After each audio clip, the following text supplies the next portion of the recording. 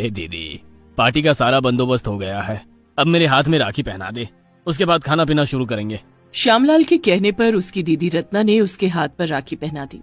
उसके बाद जोर से गाना चलाकर सब लोग नाचने लगे। श्यामलाल के लिए आज खुशी का दिन है क्योंकि वो अमीर है, लेकिन उसी के गांव में आज कहीं मातम मनाया जा रहा है। अपनी 5वीं संतान को जन्म देते हुए सुलेखा का देहांत हो गया। उसकी डेड बॉडी के पास बैठकर अपने नवजात भाई को गोद में लेकर मधु रो रही है।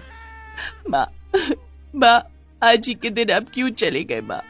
अब हम सबका क्या होगा माँ? बात करो ना माँ, बात करो।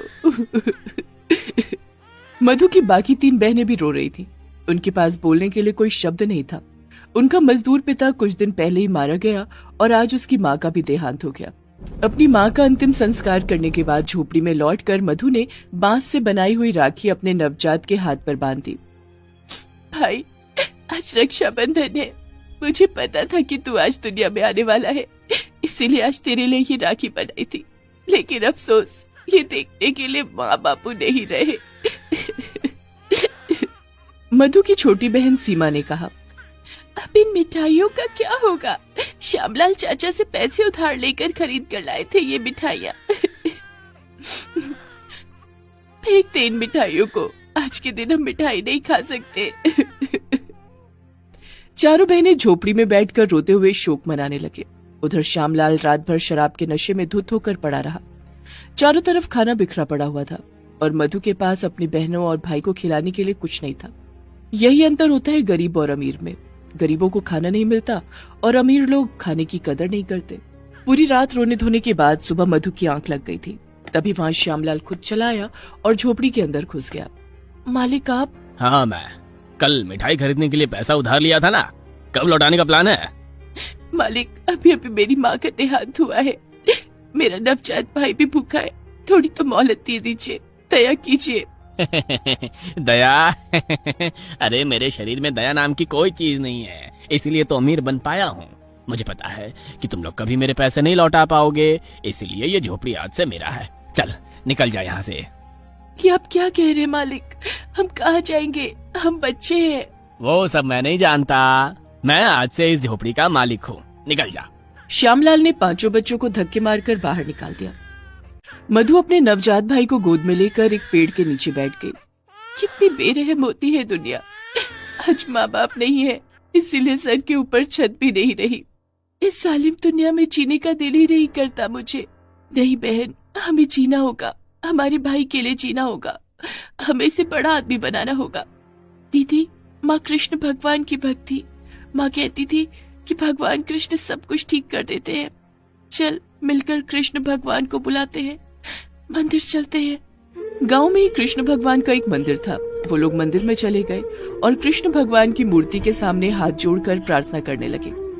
लेकिन तभी वहाँ श्यामलाल पूजा देने के लिए चला आया और मधु को देखकर हंसने लगा। तू भी आई है भगवान की पूजा करने? हैं? प्रसाद और फूल खरीदने के तो पैसे नहीं है, भगवान तुझसे प्रसन्न थोड़ी होंगे। क्यों नहीं होंगे? भगवान अमीर और गरीब में फर्क नहीं करते। अच्छा, अब मुझसे जबान भी लड़ाने लगी है। ये मेरा मंदिर है, आइंदा से मंदिर के अंदर मत दिखना, चल निकल। श्यामलाल ने उन लोगों को मंदिर से भी निकाल दिया। मधु का नवजात भाई अब जोर जोर से रोने लगा। रो क्यों रहा है भाई? क्यों रो रहा है मेरा बाबू? दीदी, लगता है उसे भूख लगी है। अभी तो इसकी माँ का दूध पीने की उम्र है, लेकिन माँ ही तो नहीं है। इस दुनिया में माँ क्या एक ही होती है रे बहन। मतलब वो देख, गौ माता भी हमारी माँ है। हमारा भाई गौ माता से दूध पिएगा। मंदिर के बाहर एक गाय खड़ी हुई थी। मधु ने उससे अपने नवजात भाई को दूध पिलाया और भक्ति के साथ गौ माता को प्रणाम किया। गौ माता ने भी सिर हिलाकर उन्हें आशीर्वाद दिया। श्यामलाल ने उन लोगों को मंदिर से तो निकाल दिया था, लेकिन भगवान ने अपने भक्तों को पूरी तरह निराश नहीं किया। मंदिर के बाहर वो लोग भीख मांगने लगे और उसी से अपना पेट भरने लगे। इस तरह से 1 साल बीत गया। रक्षाबंधन आने में और 2 ही हफ्ते बाकी थे। इतने में सीमा ने मधु से कहा, दीदी, हम कब तक भीख मांगते रहेंगे? हमें कुछ करना चाहिए, इज्जत की जिंदगी जीनी चाहिए। मैं भी वही सोच रही थी बहन। हमारा भाई भी बड़ा हो रहा है, चलना सीख गया है, उसे स्कूल में भर्ती करना है। सुन बहन, राखी आने में और 2 हफ्ते बाकी हैं, क्यों ना हम राखी बेचने का धंधा करें? मधु की और एक बहन ने कहा, लेकिन हमारे पास राखी खरीदने के भी तो पैसे नहीं है। खरीदने के लिए कौन कह रहा है? याद है पिछली राखी को हमने बांस की राखी बनाई थी, इस साल भी वही बनाएंगे। हाँ, बांस की राखी बनाएंगे। और भी बहुत सारी चीजों से राखी बनाई जा सकती है, बरगद के पेड़ के पत्तों से, छोटे छोटे पत्थर से। हाँ बहन, चल सभी मिलकर बनाते हैं। सभी ने मिलकर तरह तरह की रंग बिरंगी राखी बनाई और रास्ते पर उसे बेचने बैठ गए। राखी ले लो, रंग बिरंगी राखी, कम दाम में अच्छी राखी। ऐसी अनोखी राखी देखकर रास्ते के लोग उनसे राखी खरीदने लगे। 3-4 दिन राखी बेचने के बाद उनके पास पैसे आ गए। उधर इस इलाके में सबसे बड़ी दुकान श्यामलाल की थी। रक्षाबंधन के लिए उसने भी अपनी दुकान पर बेचने के लिए राखी लाई थी, लेकिन कोई राखी खरीद नहीं रहा था। अरे इस साल क्या हो गया लोगों को, कोई राखी क्यों नहीं खरीद रहा है? श्यामलाल अपने घर के पूजा कक्ष में गया। अच्छा तो ये बात है, ये लड्डू गोपाल की मूर्ति पुरानी हो गई है, इसलिए धंधा खराब चलने लगा है। ठीक है, मैं आज ही इसे बदल देता हूँ।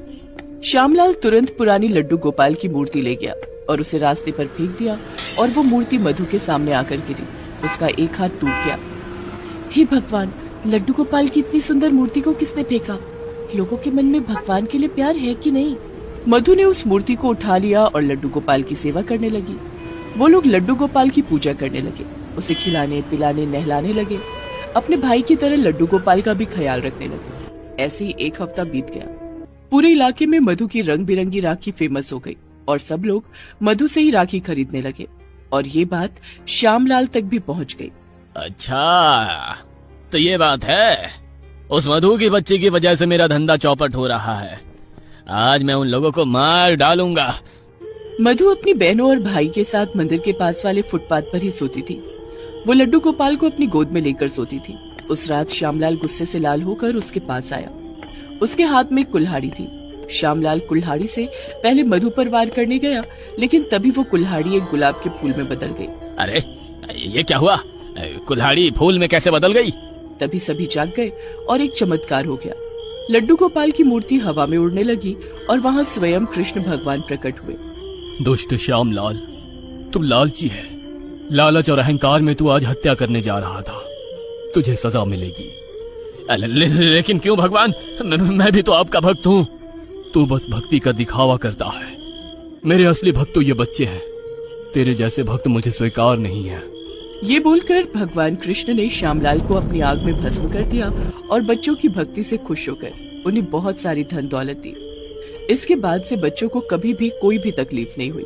वो लोग आराम की जिंदगी जीने लगे और भगवान कृष्ण की पूजा करते रहे।